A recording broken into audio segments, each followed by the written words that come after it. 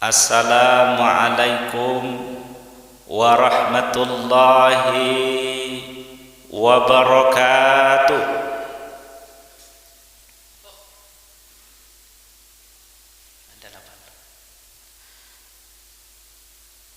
Burung balang terbang malam, hinggapnya di atas alpukat. Barang siapa yang tidak menjawab salam, berarti dia belum sunat. Kita ulangi. Bismillahirrahmanirrahim. Assalamualaikum warahmatullahi wabarakatuh.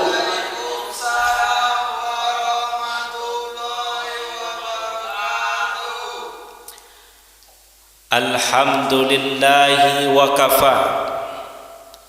Assalatu wassalamu ala nabiyil mustafa wa ala alihi wa ashabihi ahli sidqi wal wafa. Rabbi syrah li sadri wa yassir li amri wahlul 'uqdatam min lisani yafqahu qawli. Ya alimu ya fattah, iftah lana futuhal arifin. Amma ba'du.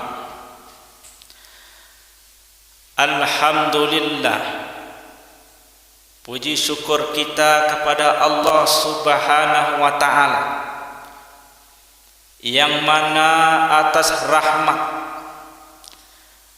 dan nikmat yang telah Ia berikan kepada kita, seandainya bukan dari nikmat Allah Subhanahu wa ta'ala, yakinlah mustahil kita akan berada di sini. Karena nikmat kesehatan, kita berada di masjid ini, rumah Allah Subhanahu wa ta'ala. Karena kesehatan ini adalah nikmat yang paling penting. Walaupun kita kaya, harta banyak, istri cantik, anak banyak, mobil besar, rumah besar, istri besar, tetapi kalau kita tidak punya kesehatan, tidak berguna. Tidak berguna semuanya. Orang Arab pernah mengatakan, as-sihhatu tajun. Kesehatan itu adalah mahkota. La yaraha illal marda. Tidak bisa dilihat melainkan orang-orang yang sakit. Yang bisa merasakannya, yang bisa melihatnya, bahwa kesehatan itu amatlah penting, amatlah berharga, yaitu orang-orang yang sakit. Alhamdulillah, kita semua masih diberi Allah Subhanahu wa ta'ala kesehatan. Wajib bagi kita mensyukuri nikmat Allah Subhanahu wa ta'ala. Bagaimana cara kita bersyukur? Yang pertama, bersyukur kita melalui hati.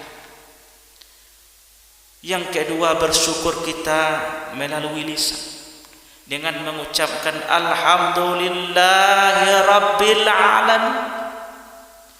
Kemudian bersyukur kita dengan perbuatan, yaitu mempergunakan apa yang sudah diberikan oleh Allah Subhanahu wa ta'ala dengan baik. Harta yang diberikan Allah kita gunakan yang baik.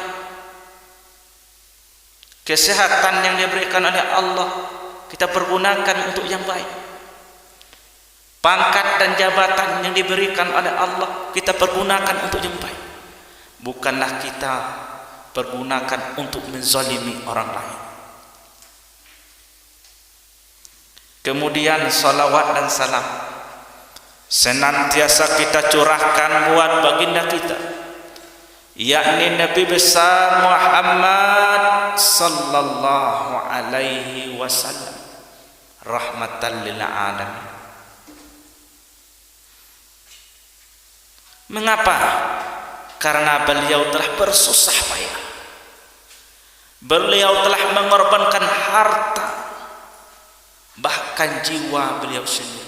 Demi apa? Demi kalimat la ilaha illallah. Demi kalimat tiada Tuhan selain Allah. Ma'asyiral muslimin yang dirahmati oleh Allah Subhanahu wa taala. Banyak orang yang berdoa di setiap siang dan malam, pagi dan petang, dengan mengucapkan doanya, Rabbana atina fid dunya hasanah wa fil akhirati hasanah wa qina azabannar. Ya Allah, berikanlah kehidupan kami hasanah di dunia, baik di dunia dan baik pula di akhirat, dan terhindar pula daripada siksa api neraka. Untuk bahagia di dunia maupun di akhirat itu tidaklah mudah. Semua orang bisa kaya, semua orang bisa senang, tetapi tidak semua orang bisa bahagia.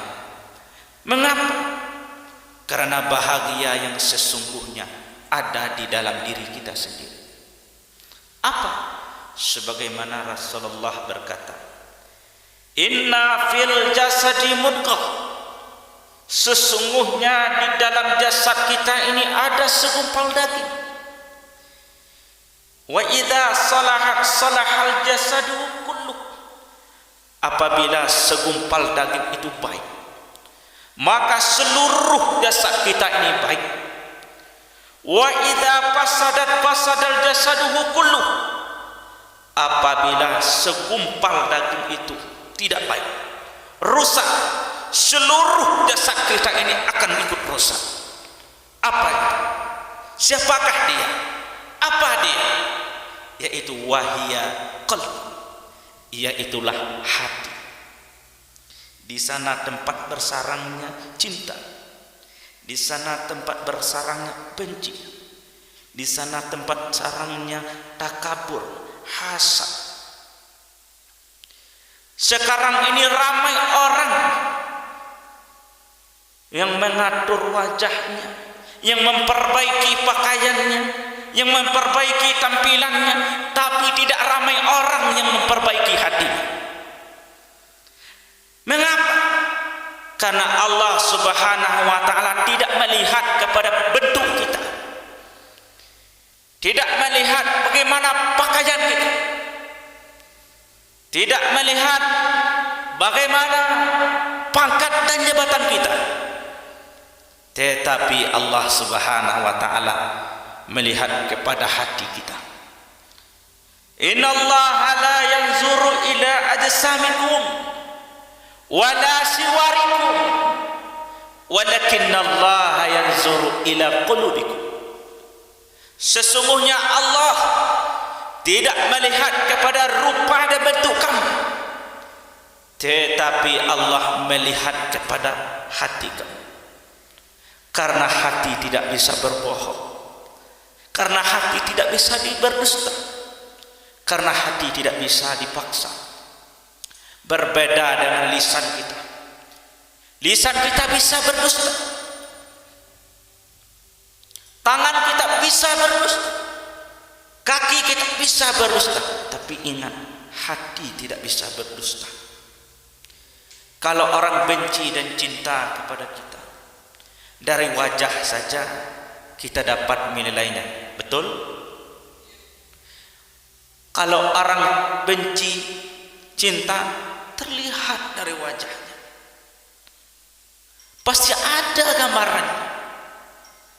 Karena apa? Karena itu bisikan daripada hati kita. Hati inilah tiada suatu yang bisa melebihi dirinya, tidak ada. Itulah hati. Marilah kita senantiasa menata hati kita. Karena sekarang ini sedikit sekali orang yang menata hati. Sedikit sekali orang yang menata hati. Orang yang perbaiki hati. Orang yang bersih hati. Sedikit sekali. Orang sekarang ini lebih banyak memikirkan yang nampak saja, yang zahir saja. Karena kita belum bisa menilai seseorang itu baik kalau tidak dari hati. Suatu ketika para sahabat Rasulullah berkumpul. Kemudian ada seseorang berkata kepada Sayyidina Umar bin Khattab. Apa ini katakannya? Wahai Sayyidina Umar, dia ini amatlah baik. Kemudian apa jawab dari Sayyidina Umar? Wahai saudaraku, apakah kamu pernah berjalan dengan dirinya? Belum. Apakah kamu pernah berbisnis dengannya atau bermuamalah? Belum. Apakah engkau pernah memberi amanah kepadanya? Belum. Apa kata Sayyidina Umar? Janganlah kamu mengatakan orang itu baik sebelum kamu pernah melakukan 3 hal ini kepada dirinya. Yang pertama, engkau pernah berjalan bersamanya, bergaul bersamanya. Yang kedua, engkau pernah berbisnis dengannya atau bermuamalah.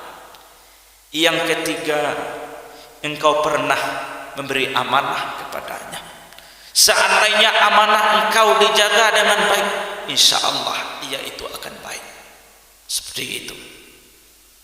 Walaupun kita tidak bisa menilai seseorang dari zahir, tetapi dari perkataan Sayyidina Umar kita sudah paham. Setidaknya kita sudah paham. Setidaknya kita sudah mengerti apa yang telah Sayyidina Umar sampaikan. Mengapa saudara? Karena untuk mencari lawan itu sangat mudah. Mencari teman tidak mudah. Kalau engkau ingin melihat engkau itu banyak mempunyai teman, kamu lihatlah ketika dirimu susah, ketika dirimu disimpa musibah, ketika dirimu sedang bengkrok. Disitulah kamu melihat di mana teman kamu, di mana teman kamu yang sejati. Di sana ketika engkau susah. Tetapi apabila dia berteman ketika kamu senang saja, itu bukan teman namanya, itu pengkhianat. Dia akan meninggalkanmu apabila kamu susah. Begitulah hadirin.